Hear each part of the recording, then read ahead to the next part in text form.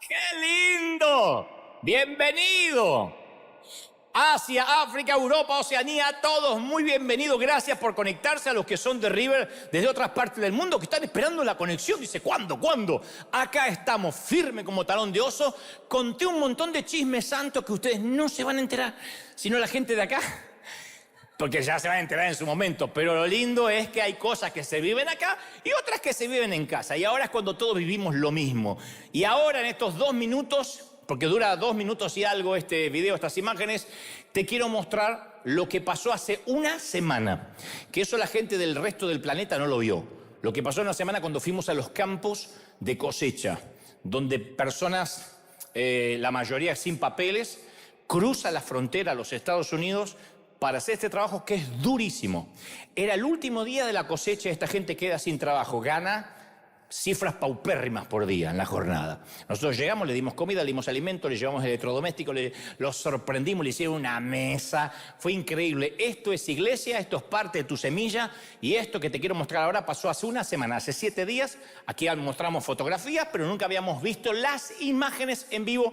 Esto es iglesia. Mira, esa es tu semilla. Y aunque a la mayoría de estas personas capaz que nunca las vamos a ver en la vida, personalmente, estamos comisionados no para llenar la iglesia o el templo, sino para llenar el cielo. Y pienso que esta gente no se va a olvidar nunca, nunca. La mayoría son ateos, católicos, qué sé yo, judíos, musulmanes, no tengo la menor idea. Pero cuando llegamos ahí y les mostramos que los amamos, esa semilla queda sembrada a través de los años. Así que gracias por ser iglesia y a la gente del resto del mundo, gracias por sembrar y ser parte de esto. ¿Estamos listos? Digan conmigo, estoy listo. Muy bien. Sinvergüenzas. Así se llama el mensaje del día de hoy. Y uno de los momentos más vergonzosos que yo recuerdo en mi propia vida tuvo lugar mi primer día de colegio. Los que me escuchan hace tiempo ya oyeron esta historia, la leyeron en algún libro que tengo por ahí, pero cada vez que hablo de la vergüenza me envuelve la melancolía al retrotraerme a esta historia. Y no es que lloro, sino que se me mete un recuerdo en el ojo. Es un frío mediodía de marzo, hace mucho frío en marzo todavía, bueno, empieza a hacer frío en marzo en Argentina, de 1973. Algunos de ustedes no habían nacido, Peckerman ya producía cosas. Mi madre está muriendo de cáncer, mi papá está siempre ausente o ebrio, que al cabo es lo mismo, y mi hermano de 11 años me está llevando mi primer día de colegio. No pasé por lo que en Argentina se conoce como jardín de infantes o aquí el kinder. Fui directamente al primer grado en la escuela primaria con 5 añitos. Por un tema logístico, mamá no me podía tener, estaba muy enferma, muchas sesiones de quimio, de modo que yo tenía que ir al colegio y por lo menos unas 4 o 5 horas cuidaban de mí. Primer día de colegio, 4 horas o 5 en un aula, con una veintena de chicos desconocidos, con una maestra que veía por primera vez. Nadie me enseña que debo pedir permiso para ir al baño.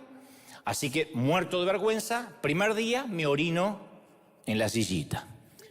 Y mis pantalones chorrean, mis zapatos marrones acordonados están empapados y mi cara tapada torpemente con mis pequeños brazos. Y me quedo ahí sentado, todo lo que más puedo aguantar. Por fortuna la maestra no se da cuenta del incidente o pretende no darse cuenta. Y yo salgo afuera del establecimiento escolar en medio de risitas burlonas. Mi hermano me espera en la puerta con sus compañeritos también, promediando unos 11 años de edad. Y lo que viene luego es lo que más recuerdo. Vivimos a 4 cuadras, a unos 400 metros del colegio, y mi hermano, avergonzado por mis pantalones mojados, me hace caminar unos pasos delante de él y sus amigos. Y detrás de mí solo escucho las risas de los niños, que a esa edad son muy crueles. ¿A qué edad no lo son? Y me observan y me hacen todo tipo de bromas. Y yo camino mirando al suelo, sin darme vuelta, lloro en silencio, avergonzado. Todavía han pasado muchos años y tengo el sentimiento, puedo sentir lo que sentí aunque suene una redundancia, puedo sentir lo que sentí. No estoy consciente que los próximos 5 o 6 años voy a tener serios problemas de dicción, algo de dislexia. Quizá nací con ese problema, pero yo estoy seguro que todo empeoró a partir de ese día. Estoy muy avergonzado, ya no quiero estar nunca más con gente, ni en público, ni que me vean, no quiero regresar al día siguiente. Regresaré, obviamente, pero me dirán introvertido, antisocial, tímido. Mis próximos años no van a mejorar mucho, no van a ser mejores que este día. Regreso al colegio, insisto, pero supongo que siendo un niñito de alguna manera, con esa vergüenza o con ese fatídico día, de alguna forma Dios lo iba a utilizar. Iba a utilizar ese día para tratar conmigo. No sé cómo decirlo, pero estoy seguro que Dios redimió aquel incidente. De alguna forma, ese momento, si trazo una línea de puntos hasta mi vida adulta hoy, algo ocurrió ese día y comenzó un trato divino. No digo que Dios permitió que me orinara, digo que Dios se valió de eso. Ese es mi primer momento vergonzoso que me viene a la mente. Ya de adulto, otro de mis momentos vergonzosos fue en La Paz, Bolivia, a quien le mando un saludo muy especial a los bolivianos. Fueron los primeros eventos que me invitaban como orador incipiente, novato, rudimentario. Era un predicador embrionario, recién estaba empezando. Y yo tendría unos 20 y tantos años, tal vez 22 o 23, y el lugar estaba repleto, era un congreso en Bolivia, insisto, estaba repleto de otros predicadores experimentados. Yo era una suerte de fenómeno precoz, era un orador joven, era una suerte de Justin Bieber del Evangelio, donde tenés que ver a este predicador, este muchachito. Yo era una voz muy finita, la voz me fue cambiando, aunque ustedes no lo crean, con los años. Muy flaquito, fui peso lástima gran parte de mi vida. Pasaba 2 veces, porque la primera no me veían, la segunda me saludaban. Así que preparé mi único sermón, que me sabía de memoria, y salí al escenario para tratar de impresionar a todos mis colegas. Ustedes dirán, pero ¿no tratabas de predicar el Evangelio? Sí, pero también quería impresionar a los pastores que estaban ahí. Estaban todos, un elenco extraordinario. Y en medio del mensaje, golpeo mi boca contra el micrófono y veo que sale un diente disparado por el aire. Como un balazo, o algo así. No solo el diente le pega en la frente a la esposa de un pastor que estaba en primera fila, sino que yo quedo como Luis Miguel antes de juntarse los dientes. Queda un... En Luis Miguel era sexy, en mí era para darme una moneda, era tremendo, era espantoso. Como todos no lo habían visto, no había pantalla, solo lo vieron en las primeras filas, traté de disimular el infortunio, predicando así, pero entonces se puso peor la cosa porque me salió un chiflido extraño que no podía controlar. Espantoso. Nunca he deseado tanto que se produjera el arrebatamiento como en ese mismo instante. Yo oraba repitiendo Apocalipsis 22:20. Ven, Señor Jesús. Mi ego, mi orgullo, se regresó a la Argentina por su cuenta y para no irse solo se llevó mi dignidad y yo quedé solito predicando en La Paz. Afortunadamente, y también para peor vergüenza, la víctima, esposa del pastor, que tenía una marquita en la frente, me dio envuelto en un pañuelo de papel el diente y me dijo, creo que esto es tuyo. Perder un diente es indigno. Que te lo devuelvan es un espanto. Se lo agradecí, obviamente. Pero no le miré la cara, le dije gracias, con el mismo chiflido que había predicado la segunda parte de mi sermón. Y luego oré que jamás volviera a ver esta mujer o que quedara amnésica. O lo que es mejor, que todo Bolivia olvidara que ese día existió. Nunca he vuelto a hablar de ese incidente hasta hoy, que los he repuesto. A nadie le agrada pasar vergüenza, a nadie le gusta pasar vergüenza. Y de hecho hacemos todo no sé, a nuestro alcance para evitar a toda costa las situaciones vergonzosas, todos. Pero necesitamos ser avergonzados por la misma razón que a veces necesitamos fracasar. Porque eso nos mantiene humildes. Y la humildad es la clave para cualquier propósito en la vida. Si nos mantenemos humildes, no hay nada que Dios no pueda hacer con nosotros y en medio de nosotros. Y nada amplía nuestra capacidad de ser humildes como la vergüenza, el bochorno, ¿no es cierto? Una dosis saludable de vergüenza a veces viene bien. No nos gusta, pero viene bien. Porque esos momentos son como antioxidantes espirituales. Purgan el ego de las impurezas del orgullo. Esos momentos vergonzosos son horribles. En el caso de cuando era niño y me oriné, no quería volver al colegio. Cuando ya era grande, tenía 22, 23 y se me sale un diente, no quería volver no solo a Bolivia, a ningún otro país, porque pensé que el mundo hablaría de mi look de Luis Miguel. Pero son momentos también maravillosos, porque hay pocas cosas tan liberadoras como el hecho de pasar un poco de vergüenza. Nos libera la carga del fingimiento, nos obliga a que no nos tomemos tan en serio a nosotros mismos, porque hay gente que se toma a sí misma muy en serio. Entonces, cuando la gente habla de la vergüenza, la mencionan como algo que hay que eludir, que hay que evitar a toda costa.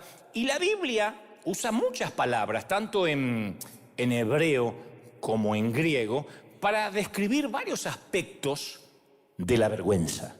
Y en muchos pasajes, gente como el rey David le dice, en el Salmo, por ejemplo, 25:2, le dice, no sea yo avergonzado. Fíjate qué oración. Dios, no permitas que yo sea avergonzado. Muchos hemos orado así. Pero por el contrario, él decía, sean avergonzados mis enemigos. Salmo 31:17. Que mis enemigos pasen vergüenza, que mi suegra pase vergüenza, no yo.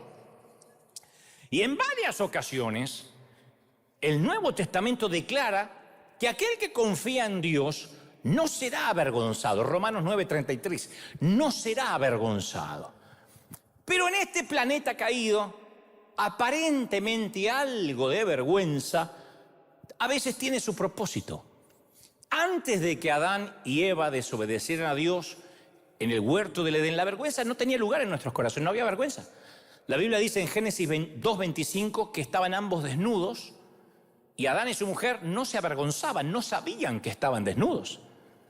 ¿Por qué? Porque disfrutaban de una relación perfecta, libre, sin manchas entre ellos y ante Dios.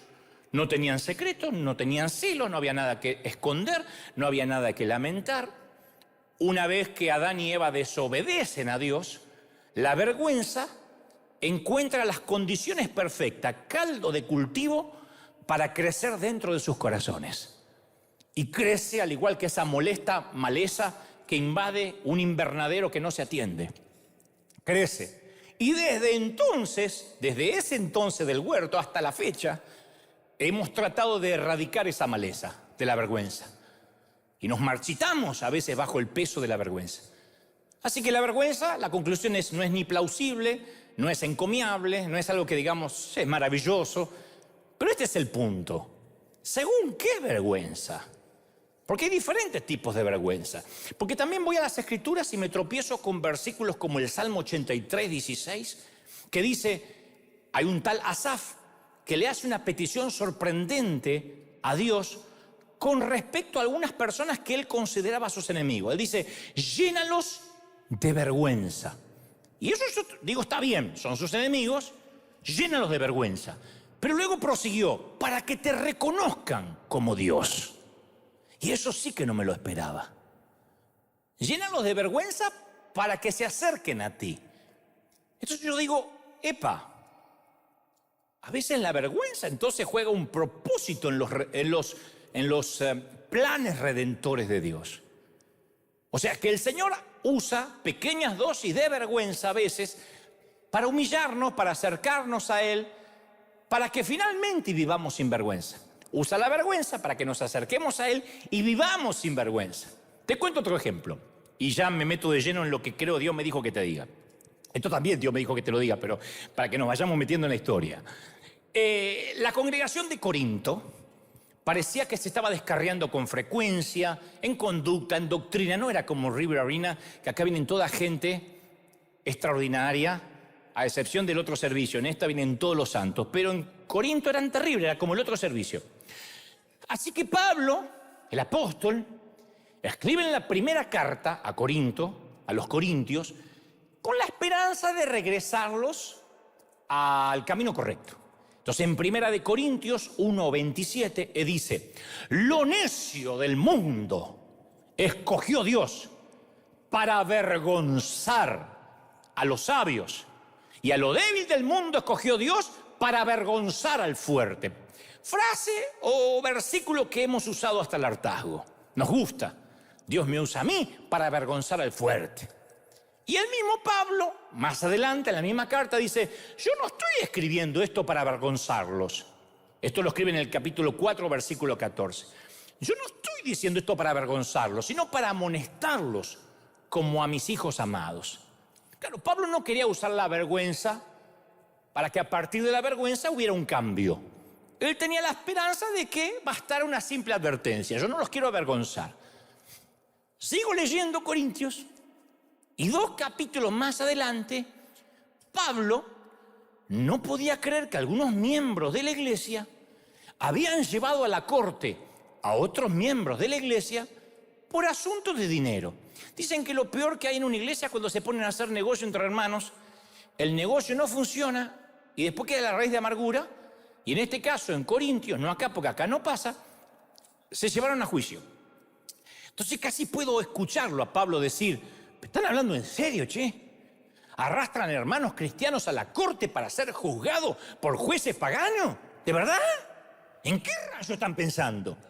Y pregunta: ¿no hay nadie en toda la iglesia con suficiente sabiduría, con suficiente lucidez para decidir sobre estos asuntos que tienen que ir a un juez pagano? Y luego remata: y esto lo digo para que se avergüencen.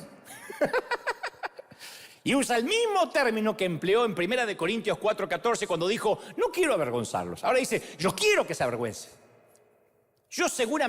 Ustedes seguramente deben recordar a vuestras madres en algún momento diciendo: yo voy a hacer que pase vergüenza. Después por ahí no lo hacía.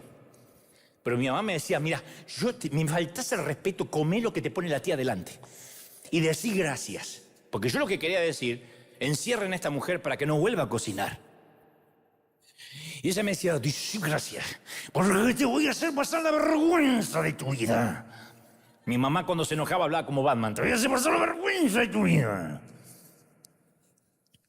Entonces, a veces esa vergüenza era que hacía... Era el idioma de las madres que te mandaban a pasear ida y vuelta, ida y vuelta, ida y vuelta, con ese... Pero la vergüenza era la que querías evitar. Ahora Pablo está así. Esto lo digo para que pasen vergüenza. Pablo usa deliberadamente la vergüenza como una llamada de alerta para los que no estaban pensando con lucidez y estaban llevando a juicio a otro hermano. Pero todavía no terminó Pablo, porque al final de su carta, después de haber expuesto todo tipo de conductas pecaminosas, imprudentes de esta congregación, dice: piensen bien sobre lo que es correcto y dejen de pecar. Porque para vuestra vergüenza lo digo, algunos de ustedes no conocen a Dios en absoluto. Capítulo 15, versículo 34 de 1 Corintios. Piensen, algunos de ustedes son gente que no tiene vergüenza, ni conocen a Dios por la manera que se comportan. Primero dijo: no quiero avergonzarlo. Después parece que se le voló la paloma, le bajaron los buitres y le dijo: deberían tener vergüenza. A mí no me gusta la vergüenza. Ni un poquito. No me gusta cómo me hace sentir. Se me cae un diente hoy y salgo corriendo. Sin embargo, a veces la vergüenza puede ser una herramienta en manos del Espíritu Santo. Mira, yo suelo sostener, una vez lo dije, lo voy a repetir, que la vergüenza y el colesterol tienen mucho en común. El colesterol es un esteroide graso que se produce en nuestro hígado e intestinos y que el cuerpo usa, es necesario, para elaborar vitamina D, ciertos químicos, ciertas hormonas que son necesarios para crear membranas celulares saludables. El colesterol tiene que existir. No podríamos vivir. Nuestra sangre lleva el colesterol por todo el cuerpo. No obstante, los doctores dicen que hay un colesterol bueno y un colesterol malo. Yo sé que algunos saben mucho de esto, otros no tienen la menor idea. Hay un colesterol bueno y un colesterol malo. El colesterol bueno, que son las lipoproteínas de alta densidad, protegen nuestro sistema cardiovascular. Lo protegen. Es como que nos blindan de ciertas enfermedades. Después está el colesterol malo, que son las lipoproteínas de baja densidad, que obstruye las arterias y provoca eventos cardíacos. Desafortunadamente, la mayor parte de la humanidad actual tiende a tener más colesterol malo debido a que comemos demasiados alimentos altos en grasa. Ahora, ¿por qué pienso que la vergüenza y el colesterol tienen mucho en común? Bueno, primero, porque tanto la vergüenza como el colesterol se manifiestan de dos formas, una buena y una mala. Hay un colesterol bueno y un colesterol malo, hay una vergüenza buena y una vergüenza mala. Y en segundo lugar, porque la mala, el colesterol malo y la vergüenza mala, tienden a aplastar a la buena. Yo conozco a mucha gente que tiene una gran carga de vergüenza sobre sus cuerpos cansados. Vergüenza porque es divorciado, vergüenza porque se está divorciando, vergüenza porque es huérfano, vergüenza porque es pobre, vergüenza porque no tiene papeles, vergüenza porque no habla bien el idioma. Viven en vergüenza, si es que podemos llamarlo vivir. Y esto los entierra más profundo que una lombriz en la tierra. Porque eso es lo que produce la vergüenza. La vergüenza no te deja ser. Yo pasé muchos años de vergüenza. Yo tenía mucha vergüenza de hablar en público, mucha. No crean que yo nací y le dijeron a mi mamá, le nació un predicador, señora. Yo no tenía mucha vergüenza. Fueron años de perder el miedo, la timidez, el pánico escénico. Pero a veces algunos no pasan ese proceso y cargan la vergüenza. Porque en algún momento en tu pasado, un amigo, un familiar, una figura de autoridad usó un lanzallamas contra tu autoestima. Y te dijo, algo habrás hecho, este pecado te persigue, eres igual a tu madre o a tu padre, Dios se hartó de ti, esto que hiciste no tiene perdón de Dios. Y nosotros seguimos repitiendo mentalmente esas mentiras. Y mientras que más la repetimos, más ese colesterol malo se acumula en nuestro sistema, más aumenta nuestro riesgo de sufrir un paro cardíaco espiritual. Pero también existe el colesterol bueno o la vergüenza buena. ¿Y por qué existe la vergüenza buena? Bueno, existe porque hay gente que tiene un pecado persistente en sus vidas y lo que quieren es deshacerse de la vergüenza, no del pecado. Lo que quieren es quitarse la vergüenza, no el pecado. Son los que no están buscando vivir una vida santa. Quieren saber cómo pecar de manera segura. Lo que quieren es que no los descubran. No están diciendo quiero cambiar, están orando, Señor, que no me descubran. Y Dios está usando su vergüenza buena para hacer que reflexiones, que cambie de dirección.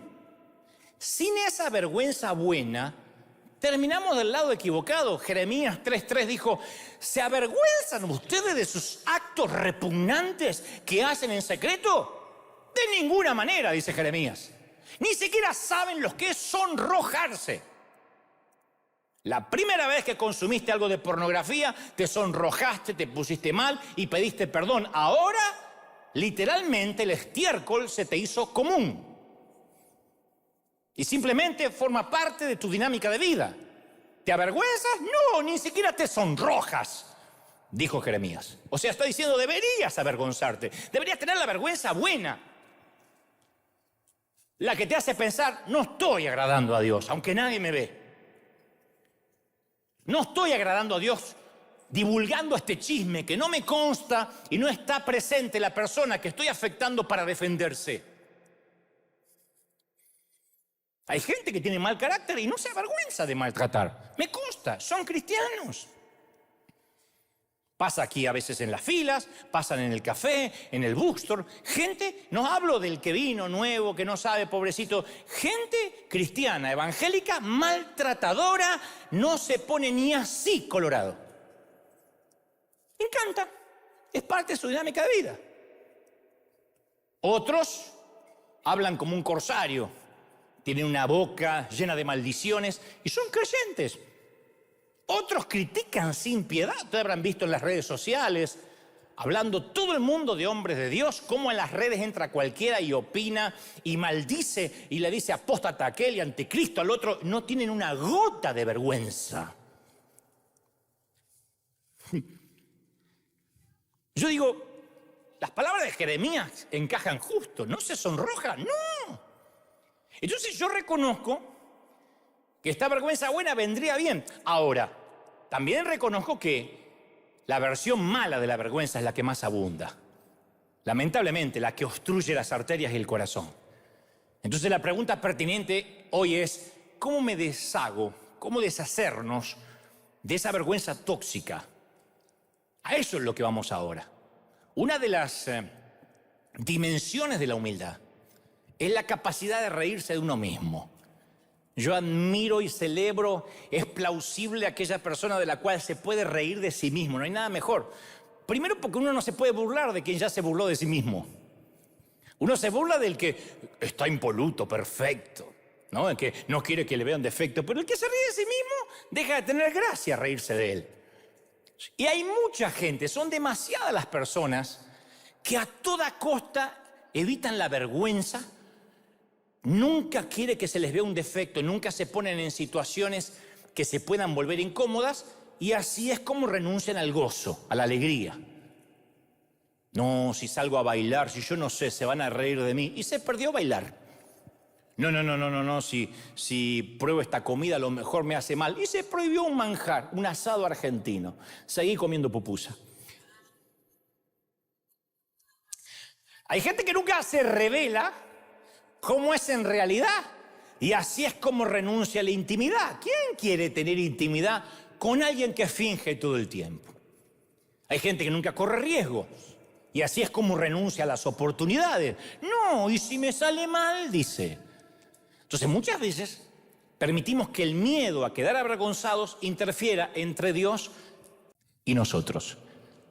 Y tenemos que escoger, señores, entre la vergüenza y la hipocresía. A veces hay que escoger entre la vergüenza y el pecado. Entre la vergüenza y la obediencia. Y en esas situaciones puntuales no deberíamos evitar pasar una santa vergüenza. A veces hay que pasar una santa vergüenza, decir, es un momento de vergüenza, pero después tengo el alivio de haber confesado, me quité esto de encima. Cuando uno vive ocultando, siempre está el miedo a que lo descubran. Que un día salga a la luz la verdad. Que somos unos timadores. Que somos unos impostores.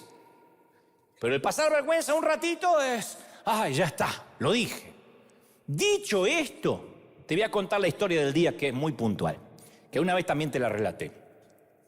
Era el momento supremo del rey David.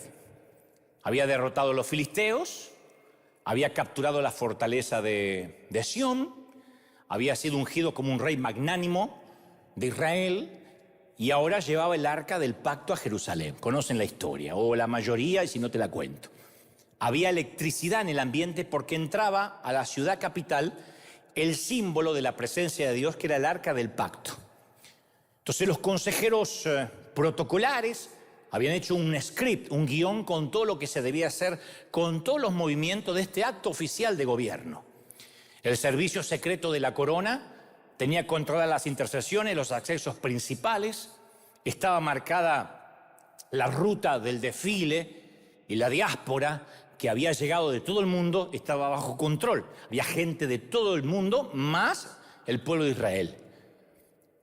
Todo iba saliendo de acuerdo a lo planificado y entonces de pronto David decide pasar vergüenza. Tira el plan por la ventana, nadie se lo vio venir. Comienza, dice las Escrituras, a despojarse de sus vestiduras. El rey. Las madres no sabían si tenían que taparle los ojos a los hijos, no sabían hasta dónde se iba a desnudar el rey. Empezó con el saco, la camisa. Su personal no sabía si detenerlo o no, si estaba empastillado el tipo, si estaba drogado. Un rubor colectivo se apodera de la multitud. El rey de Israel se había quedado en calzones de lino. Literalmente, solo los calzones. Encuerado con calzones. Y su majestad comienza a danzar como un niño que no tiene nada que perder. No tiene ni visiones, no tiene pudor. Es como que yo veo la historia del rey David danzando en calzones y es como que todo el dolor que había acumulado mientras estaba escondido en el desierto, la ira, la angustia, la frustración, se convirtieron en gozo en esa danza catártica. Sus gestos eran extraños, pero extrañamente auténticos. Y nadie estaba seguro qué tenía que pensar.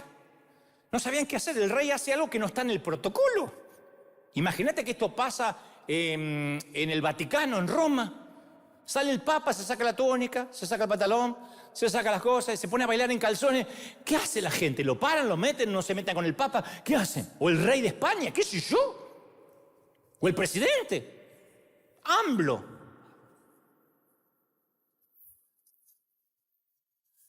Que está así de desnudarse en cualquier conferencia de prensa. ¿Y qué hacen? Uno no sabe qué hacer. Y de los que no saben qué hacer, tampoco sabe qué hacer la mujer, Mical, la mujer de David. La mujer de David, la que él se había ganado matando al gigante. ¿Se acuerdan que Saúl le dijo, quien mate al gigante se va a llevar a mi hija? Se ve que la hija no la podían encajar a ningún lado, se la dio a él cuando... Si no se casa rápido, hacemos un concurso, dijo. Y según la de Samuel 6:16, dice que cuando entró el arca del pacto a Jerusalén, la ciudad de David, Mical, la hija de Saúl, esposa de David, se asoma por la ventana y cuando ve que el rey, su esposo, está saltando semidesnudo delante del Señor, dice así las Escrituras, sintió por él un profundo desprecio. Es duro. La mujer siente por él un profundo desprecio. Es duro cuando un cónyuge siente desprecio. Ni siquiera vergüenza, desprecio. Le da asco estar casada con él. Y déjame advertirte algo que aprendí por experiencia. Cuando uno se entrega por completo a Dios, esto va a producir la convicción de muchos. Tu autenticidad hace que muchos quieran acercarse a tu Dios. Pero también va a romper la religión, las mentes religiosas. No solo algunos van a decir que estás loco, es probable que también les parezcan locos a tu familia, a los que no han oído lo que Dios te dijo que tienes que hacer. La esposa de David no entendía por qué su esposo hacía eso y pensó que su marido había perdido la dignidad. El personal de David pensó que se había vuelto loco. Y entonces es cuando uno necesita tragarse el orgullo. ¿Me visto rápido para que Mical no se ponga loca? ¿Me visto rápido para que el personal no intervenga? ¿O hago lo que yo siento que tengo que hacer para Dios? Algunas personas se van a sentir inspiradas por lo que Dios está haciendo en tu vida, pero habrá otros que van a cubrirse con la máscara de la crítica. Esto lo tenemos que saber por la salud mental. 9 de cada 10 veces, la crítica es un mecanismo de defensa utilizado por los egos frágiles. Criticamos a los demás lo que no nos gusta en nosotros, proyectamos, diría Freud. Y Mical no se limitó solo a criticar a David. Mical destilaba sarcasmo. La hija de Saúl, la esposa de David, le salió al encuentro y le reprochó. ¡Ay! Pero que esto es muy, no de todas las mujeres, pero de algunas, las que vienen al otro servicio, que es hablar con indirecta y con sarcasmo, ¿no? Mi mamá era así, mi mamá decía, pero qué bonito. Ay, pero qué bonito el Señor dejando el calzón en el medio de la habitación como si fuera un Rembrandt. ¿Quiere que traiga gente a verlo en un tour? Yo decía, ¿por qué no me dice juntalo? Pero mi mamá se ponía creativa. Le salía la creatividad. Entonces, ¡pum!, se me rompió un vaso. ¡Ah, qué lindo el Señor! El Señor rompe vasos porque a Él le sobran. Como el Señor es rico, como el Señor tiene padres multimillonarios. Yo digo, ¿por qué no me retaba y ya está? Pero hacía una retórica que te dolía más que un chanclazo. Y esta Mical, fiel a su género,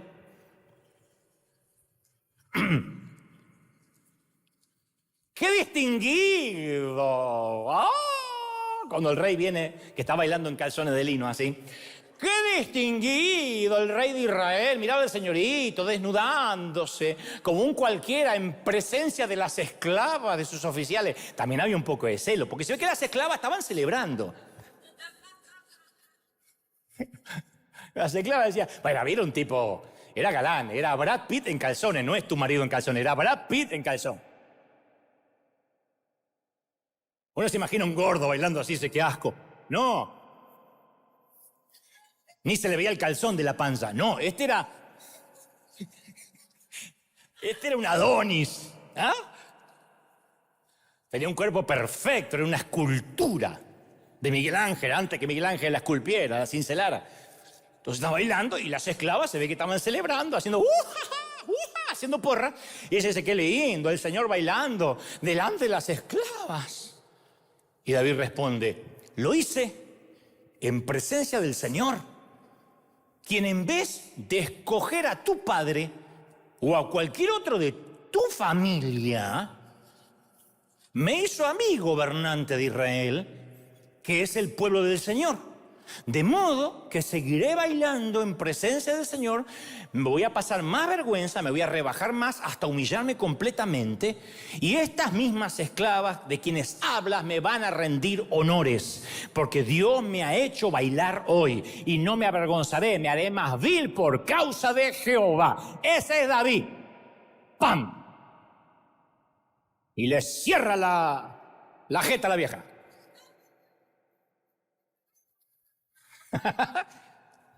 David era el rey, recién coronado de Israel. Y esta era su entrada triunfal en su nueva ciudad capital.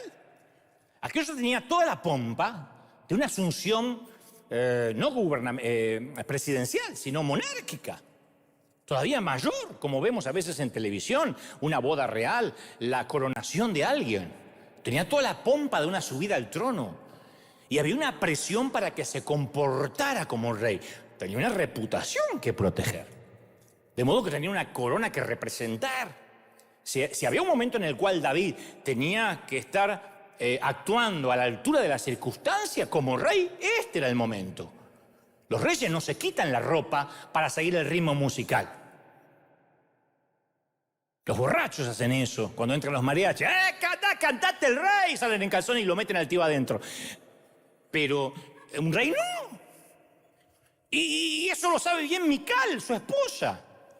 Al fin y al cabo ella es la hija del rey Saúl. Era una princesa que se había sido criada en el palacio y ella nunca había visto a su padre danzar en calzones ante la gente.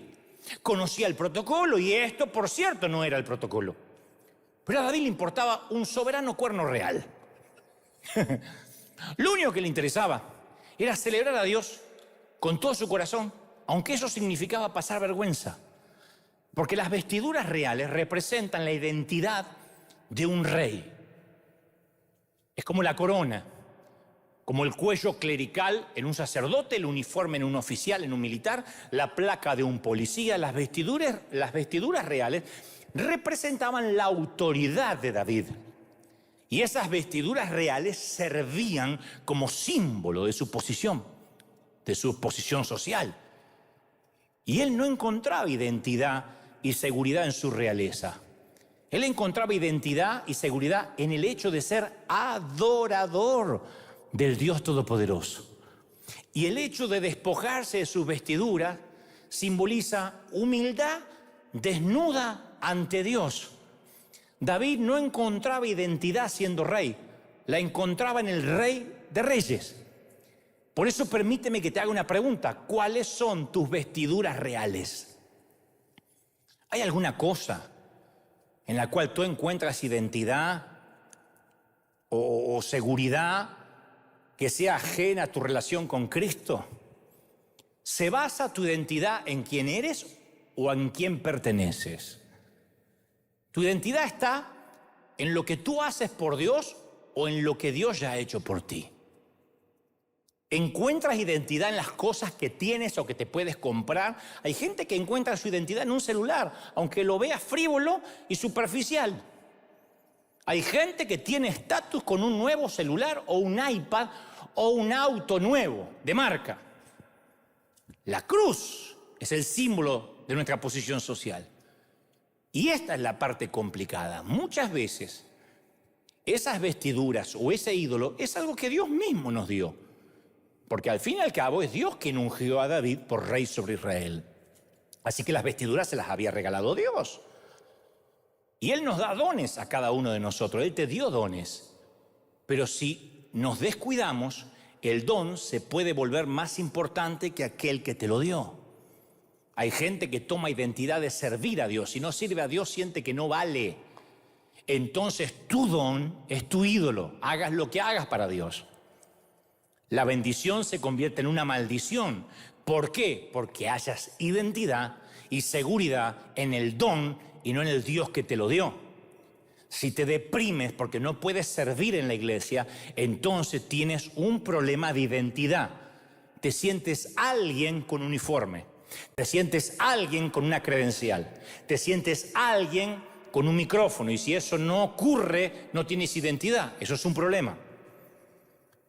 Porque lo que Dios busca es la autenticidad. ¿Me siguen hasta ahí porque me miran con la carita como diciendo, ¿de verdad se desnudó David? Avancen, avancen, avancen, sigan.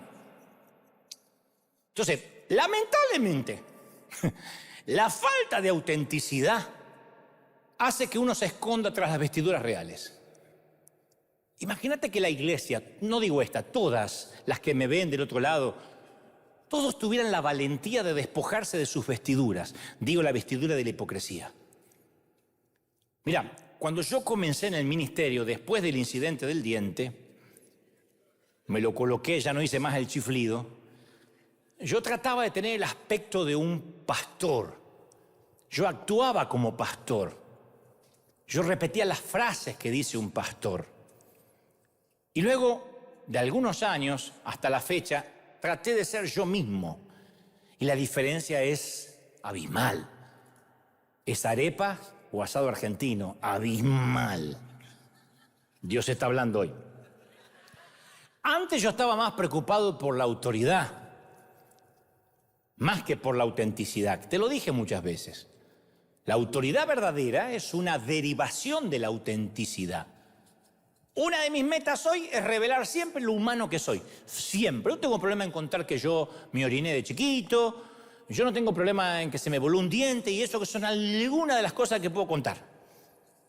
Yo cuento mis fracasos, mis debilidades, mis infortunios, porque eso agranda, fortalece lo que tú piensas de la gracia de Dios. Yo quiero que ustedes digan, Dios mío, si Dios lo usó a este inútil, yo tengo oportunidad. No quiero que te vayas diciendo, bueno, pero mira él, la preparación que tiene. No. Yo creo que digas, si Dios pudo con él, puede conmigo. Yo he descubierto que la autenticidad no socava la autoridad. Mientras más auténtico soy, descubro que tengo más autoridad para hablar. Y yo estoy convencido que la próxima generación, o esta generación de jóvenes, nuestros hijos, andan buscando una sola cosa, autenticidad. No esperan perfección, esperan autenticidad. ¿Sabes qué esperan tus hijos? Autenticidad. Los hijos no toleran la hipocresía de los padres, no la toleran. ¿Saben por qué algunos cumplen 17, 18 y no pisan más una iglesia ni con una orden judicial? Porque se hartaron de ver al padre y a la madre sirviendo en la iglesia y hablando mal de todo el mundo en la semana. Se hartaron. Y son los mudos, los testigos, silenciosos, mudos, que están observando lo que pasa en casa. La doble cara. Te lo digo porque fui hijo y porque soy padre. Y cuando fui hijo, a mí una sola cosa me molestaban de mis viejos: la hipocresía. Nosotros volvíamos de la iglesia y almorzábamos pastor al horno, siempre. Pero que ustedes no. Pero viste lo que se expuso, y viste lo que dijo, no se lo ve bien, y el otro día, o sea, es una cosa, y los hijos escuchan. Entonces, si un líder tiene la valentía de despojarse de sus vestiduras reales, como nosotros lo hacemos, como yo lo hago aquí, cada domingo, yo lo que estoy tratando de fomentar es una cultura de autenticidad. Si los líderes somos transparentes, se crea una cultura de vulnerabilidad, de gente que cuenta sus problemas, de gente con corazón genuino. Si los líderes no somos transparentes, creamos una cultura de ocultamiento. Juan Carlos Ortiz me dijo algo antes de partir con el Señor. Literalmente una de las últimas pláticas que tuvimos, donde él estaba internado. Me dijo, ¿sabes una cosa, mi querido? Vos estás predicando mucho autenticidad y estás quitándole la máscara a la gente. Y eso está muy bueno. Pero no te preocupes cuando en algún momento creas que estás pastoreando una iglesia liberal. Porque te va a saltar uno diciendo, yo soy gay. Y otro va a decir, yo también. Y otro va a decir, yo estoy divorciándome. Y el otro, yo tengo ganas de divorciarme. Y el otro, yo forniqué. Y vas a decir, me tocó una iglesia sin santidad. No, es una iglesia como todas. Pero las demás son hipócritas y mienten. Acá te dicen la verdad. Acá se quitan las caretas. Acá no disimulan. Entonces, si estás pidiendo un hospital, Dios te va a mandar gente enferma. Si no, no digas somos un hospital, pon somos un museo de santos. Y entonces el enemigo quiere que guardemos nuestros secretos, porque así es como nos mantiene encerrados en una celda. David no estaba tratando de ser rey, estaba tratando de ser el mismo. Y no hay nada para lo cual se necesite más valentía. Despojarnos de lo que fingimos, revelar quiénes somos y quiénes no somos. Cuando tratamos de hacerlo todo para la gente, tratamos de ser Dios. Nos agarra un complejo mesiánico. Y si tratamos de hacerlo todo para toda la gente, terminamos siendo nada para nadie. Yo digo siempre, al final del día, prefiero que la gente me odie por quien soy a que me ame por quien no soy, por quien finjo ser. Es un espanto que la gente me ame por quien finjo. Y yo conozco un montón de gente que finge que todo anda bien y se está muriendo por dentro. Siempre están tratando de impresionar a la gente, aún a los que le caen mal. O poniendo filtros a todas las fotos, sacándose fotos para mostrar. Yo conozco gente que se para ante autos que no son suyos, ante casas que no son suyas, para que vean los parientes. Mira lo que me compré. Rápido, rápido, rápido, que viene el dueño. Y hace falta gran valentía para despojarse de las vestiduras. Pero tenemos un instinto ancestral que traemos del huerto de querer cubrir nuestra desnudez con hojas de parra. Por eso es tan escasa la desnudez emocional. Y escasea aún más la desnudez espiritual. Pero eso no es lo que ofrece la gracia de Dios. La gracia nos cubre para que nosotros no tengamos que cubrirnos torpemente con hojas de parra.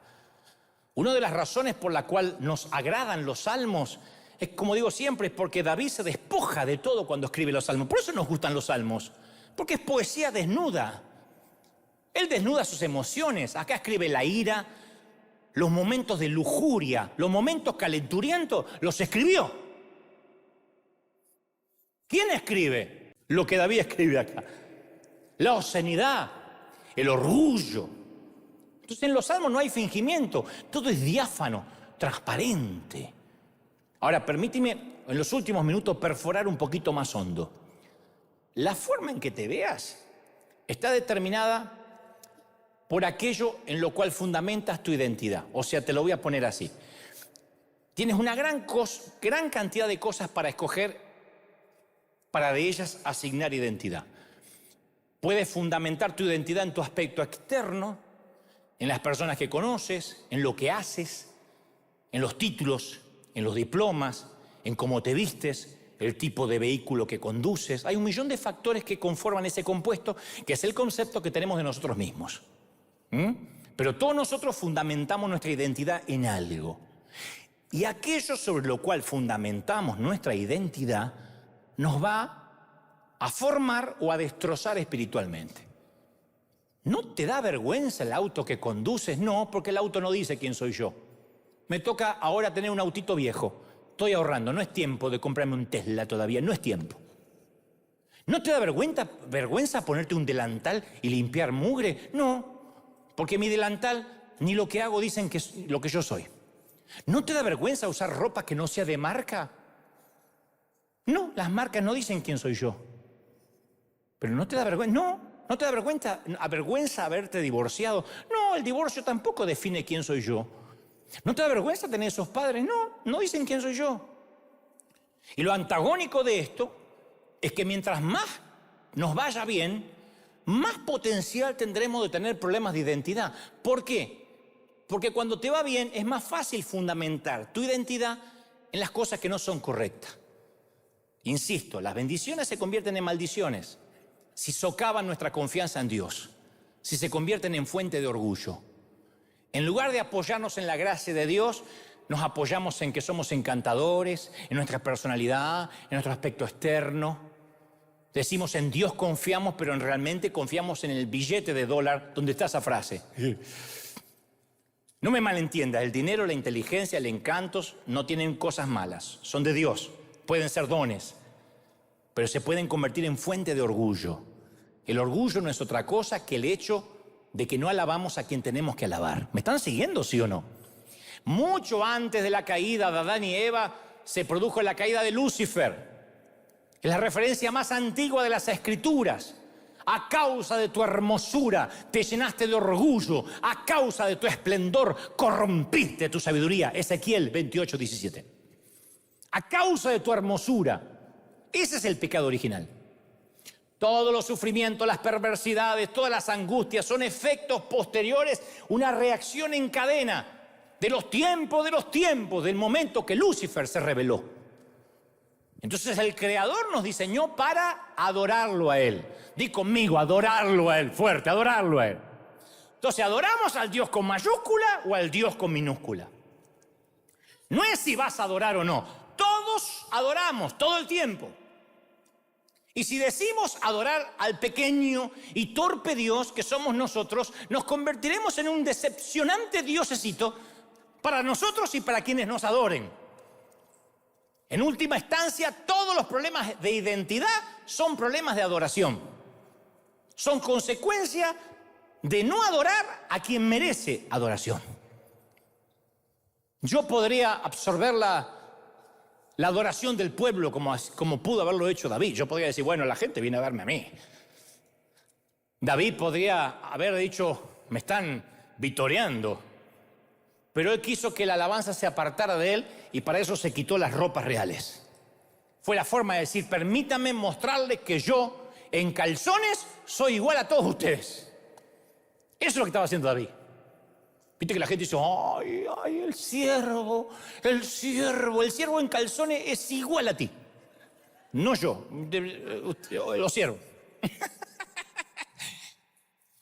Cuando ven al rey en calzones dice, es humano. Porque si uno basa su identidad en cosas incorrectas, un castillo de naipes, o construimos sobre la arena, y entonces estamos fabricando un desplomamiento, y ese desplomamiento recibe varios nombres. Fundamentas tu identidad en la escuela, ¿y qué pasa? Un día te gradúas, se terminó la escuela, ¿y qué pasa con tu identidad? No, mi identidad está en el trabajo, te vas a jubilar. De firmar grandes cheques a sacar la basura, hay un paso. Fundamentas tu identidad en el matrimonio y fracasa. Escuela, trabajo y matrimonio son cosas buenas, pero son cimientos muy pobres para fundamentar tu identidad. No hay seguridad. ¿Me están siguiendo, sí o no? ¿No se aburren? ¿Me aguantan unos minutos más? No basta para fundamentar la identidad. Mira, uno de los momentos que definen la relación de la pareja es la primera vez que el hombre ve a la mujer sin maquillaje. Es definitorio. Yo cuando vienen pareja de novio que se van a casar, le digo, ¿ya la viste sin todo el reboque? ¿La viste? Y te entiendo, porque tú no quieres que el hombre que te gusta y que hace temblar tus rodillas vea cómo es tu rostro una mañana sin adornos. Por eso el maquillaje está pensado para que tus ojos se vean más grandes, los labios más llenos, la nariz más repingada, la cara mejorada. Pero no son las manchas las que tratamos de esconder. También nos esforzamos por esconder las manchas de nuestro carácter. Y el apóstol Pablo le dice algo a la iglesia de Corinto, le dice, vivamos sin velo sobre el rostro. Vivamos a cara descubierta. ¿Alguien quiere vivir a cara descubierta, sí o no? Vivamos como no simulando de que realmente algo especial ocurre en nosotros. Pablo usa esas palabras al relatar la historia del encuentro de Moisés y dice, Moisés se ponía un velo para simular que brillaba. No tienes que simular, tienes que ser auténtico. Y yo me he propuesto, antes que termine el año, voy a terminar con esto, antes que termine el año, yo sé que falta todavía un poco más de unos cuantos meses, pero dije, Señor, para diciembre, mínimo, mi sueño es decir torpemente como capitán de este navío, de esta nave insignia, presento a esta congregación delante tuya y míralos. El 80-90% ya no finge, cuenta sus problemas. Le va mal en la vida y viene a la iglesia más seguido, no deja de venir, es auténtico. Le va mal en el matrimonio y no teme contarlo. Le va mal en la pareja, le va mal con los hijos, tiene hijos rebeldes y no teme contarlo. No tiene nada que proteger, nada que perder. No tienes que fingir que estás radiante. Tienes que decir, yo necesito una cura, estoy quebrado, por eso vengo al hospital. Vienes a la iglesia porque estás quebrado, porque estás roto. Si no, esto sería un museo, esto es un hospital. La vida no te trató bien, el enemigo ha hecho estragos con tu vida y yo soy consciente de eso. Pero todavía me cuesta comprender por qué algunos fingen que todo está bien. O por qué algunos dejan de venir cuando las cosas se ponen feas. Yo se los digo a muchos que puedo cruzarme o que tengo contacto, le digo, no dejes de venir.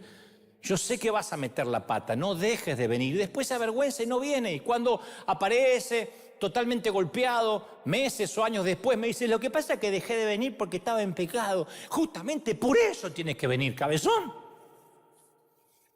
Si nadie estuviese en pecado, no estaríamos aquí, todos, algunos ocultos, otros secretos, otros más públicos, pero todos estamos en problemas.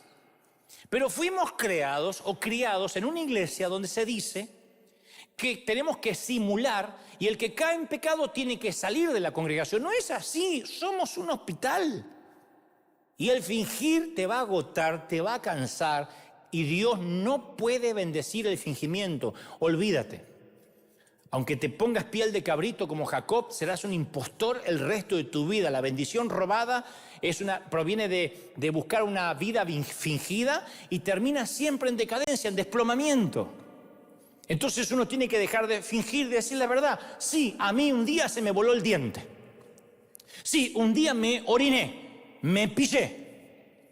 Sí, un día fracasé, un día no tenía ganas de orar. Un día quería mandar todo a mudar y volverme a la Argentina. Sí, un día, y todos los días tengo alguna de esas situaciones. ¿Me hace eso menos elegido para que Dios me use? No, claro que no. Él no me usa por mi santidad, por mi pureza, por mi perfección. Él me usa porque su gracia es abundante para mí, para ti y para todos. ¿Cuántos lo creen? Díganme amén. Alguien tiene que decir amén. No. Alguien tiene que aplaudirme aquí y decirle, Señor, ese es mi Dios. ¡Aleluya! ¡Hey! Yo voy a pedirte un solo favor. Antes que te toque partir de esta tierra, antes que te toque ir, el favor que te voy a pedir es que te permitas alguna vez bailar para Dios, si es posible en calzones. No acá, no en público, en tu casa. Y si alguien te ve y se burla, dile, a mí me importa un cuerno real. Me humillaré más para Dios, voy a hacer lo que Dios me mande a hacer. Yo voy a ser quien deba ser, voy a ser auténtico. Alguien tiene que decir amén. ¿Tú lo crees de verdad, sí o no? Dígame amén. Voy a terminar ahora sí. Ya les vengo prometiendo que voy a terminar, pero es por una cuestión de horario. Yo digo, es un alivio maravilloso dejar de fingir. Y esto no significa vivir en pecado y que no nos importe. No es solo ser auténtico, es cambiar. Es decir, este soy, necesito cura. Hitler supo decir, soy un genocida. ¿Y qué? Al fin y al cabo soy auténtico. Sí, en ese nos sirve esa autenticidad. Entonces, ser auténtico no alcanza. Es decir, yo soy esto y necesito cura. Necesito que tú hables conmigo. Necesito que tú me cambie, me transforme. Me va a tocar venir muchos fines de semana, orar durante la semana, leer las Escrituras. Por eso Jesús fue a la cruz. En la cruz se revela la medida de nuestro pecado. Y ahí se revela la medida plena de la gracia de Dios. ¿Me sigues, sí o no? Por eso te hago una pregunta personal, que va a quedar entre nosotros. ¿Cuáles son tus vestiduras reales? Otra vez. Es irónico que hay mucha gente que se esconde tras el velo de la espiritualidad y citan versículos bíblicos para simular que todo está bien. Cada vez tenemos que ser más parecidos a Alcohólicos Anónimos. Hola, soy fulano y soy alcohólico. Hola, fulanito. Tendríamos que decir, soy fulano y soy pecador. Y necesito cambiar, estoy en recuperación. Hasta que estemos en gloria con el Señor. Porque si simulamos es un velo con espectro de vitró o de vitral, pero sigue siendo un velo. Y si usas un velo alrededor de tu corazón, si te esfuerzas por proyectar la imagen correcta, vas a impresionar a muchos por un tiempo, pero vas a ir perdiendo poco a poco el resplandor. Y lo irónico es que quien más atrae es la gente auténtica. Nada seduce más que lo auténtico, nada. Nada seduce más que aquel que es real. ¿Sabes? Yo no he vuelto a orinarme en los pantalones desde que tenía 5 años. Espero no hacerlo hasta que tenga 98, que a esa edad no me voy a dar cuenta ni me va a importar. Tampoco se me ha vuelto a volar ningún diente. Pero te confieso que soy uno de los tipos más auténticos que conozco. Tengo un montón de defectos y no los quieres conocer. Pero al menos tengo 2 virtudes. Soy el tipo más auténtico con lo bueno y malo que eso significa y el más profesional y enfocado que yo jamás haya conocido. Nunca he conocido a alguien más enfocado que yo. Y para eso, créeme, tuve que ser quebrantado. Se necesita romper el terreno para poder cosechar, nubes rotas para tener lluvia, granos rotos para hacer pan roto para producir carbohidratos. Es el cofre roto de alabastro del cual sale perfume. Se necesitan grandes e inolvidables momentos de vergüenza profunda para hacer de ti una persona que solo le importa la opinión de Dios. Es la vacuna. Uno se vacuna con vergüenza santa. Nos hace libres de la mirada ajena. De verdad me importa un cuerno soberano, cuerno real, lo que digan los otros pastores, los evangélicos, los religiosos, la denominación. Antes de irme de esta tierra, me voy a comer una buena porción de vida. Voy a vivir plenamente. Voy a bailar con desparpajo, como a veces lo hago, en calzones o vestido. Así sean calzones de lino comprados en oferta en TJ Maxx, no importa. Y si alguien dice, ay, mira lo que hace Dante, qué payaso, sí, y esto no es nada, se pondrá peor. Seguiré bailando en la presencia del Señor hasta que se acabe la música. Dale un aplauso al Rey de Reyes, vamos, celebra al Rey. Alguien tiene que aplaudir más que eso. Dale el mayor aplauso de la historia. Vamos, vamos, celebra, celebra, celebra. Que ese aplauso se escuche hasta Los Ángeles. No, ¿qué digo? Hasta la Patagonia, hasta Argentina. Europa, Asia, África, Oceanía. Algo está ocurriendo aquí. Vamos a bailar, gente. No, vamos a bailar, gente. ¡A celebrar a lo grande! ¡Aleluya! ¿Sabés que cuando a mí el tema me apasiona? Cuando yo era más jovencito, unas profetas que Dios utilizó mucho. Yo no hago mucho énfasis en esto para que no se haga una iglesia buscadores de profetas, pero, porque la palabra profética ha sido escrita, pero recuerdo unas mujeres de mucha oración que dijeron todo lo que iba a pasar con mi vida. Y una de las condiciones, y todo se ha cumplido, todo hasta la fecha, pero una de las condiciones que Dios, me acuerdo, dijo fue, tienes que perder el miedo al qué dirán. Si no te importa el ridículo, si no te importa lo que diga la gente, no hay límites para ti. Hasta donde veas te voy a dar, hasta donde mires te voy a dar. Te comparto esa palabra. ¿La recibes? ¿Recibes esa palabra, sí o no? Hasta donde veas te daré. Levanta la mano al cielo. Vamos, di conmigo, Señor Jesús. Fuerte. entra en mi corazón. Fuerte, perdona mis pecados. Anota mi nombre en el libro de la vida. Amén. Levanta las manos. Quiero orar por todos ahora. Por los que han recibido a Cristo, por los que han repetido esta oración de fe y por los que están aquí, por los que están del otro lado mirando tras un dispositivo. Padre, yo empiezo a creer de que hay una iglesia diferente, que post pandemia se levanta una congregación que no le importa la mirada ajena.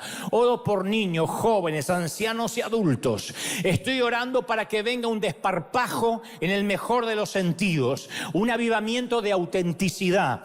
Se terminaron los velos, se terminaron los controles pastorales, se terminaron los complejos mesiánicos y gente que tras un púlpito quiere controlar y manejar a la gente a través del miedo. Sé libre de la cautividad, tira las cadenas al piso, sé libre, comienza a vivir en libertad, sé próspero, comienza a vivir ahora en libertad, en la mente, en el cuerpo. Vamos todos clamando, todos orando. Estoy orando por toda la congregación, por este servicio maravilloso y de aquí orando por la gente de todo el mundo. Venga autenticidad tras los púlpitos, venga autenticidad desde los estrados, desde los atriles, desde los lugares donde se emiten consejos, educación, donde se educa, donde haya docencia, haya autenticidad. Pido autenticidad, Señor. Señor, envía autenticidad a las casas gubernamentales, a los salones, a los senados, a la Cámara de Diputados. Autenticidad en la ley, autenticidad en la corte, gente auténtica. Y la verdad te hará libre. Yo lo creo, yo lo declaro, yo lo creo. Vamos, levanta la mano y dile: Señor, yo quiero ser parte de este mover. Yo estoy orando por gente de todo el mundo. Sé parte de este mover. Sé parte de algo nuevo.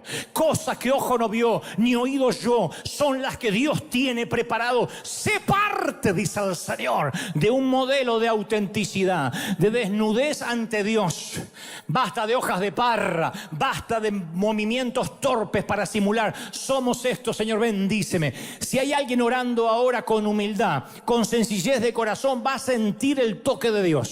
Aquí en sus casas vas a sentir el toque de Dios. El Señor me muestra que si hay alguien con corazón contrito, humillado, dice: Señor, soy un desastre, mi vida es esto. Dios te va a llenar, te va a amar, te va a abrazar y su gracia va a bastar para ti. La gracia te cubre, River. La gracia te cubre, Iglesia de Jesucristo. Oro por musulmanes, por ateos, agnósticos, mormones, testigos de Jehová. Estoy orando por la iglesia reformada, por la iglesia carismática. Estoy orando por todos los que ahora están oyendo. Te bendice el Señor, te toca el Señor. Yo declaro bendición en todas las áreas, en la mente, en el cuerpo, en el alma y en el espíritu. Amén, amén, amén y amén. Vamos, celebra al Rey.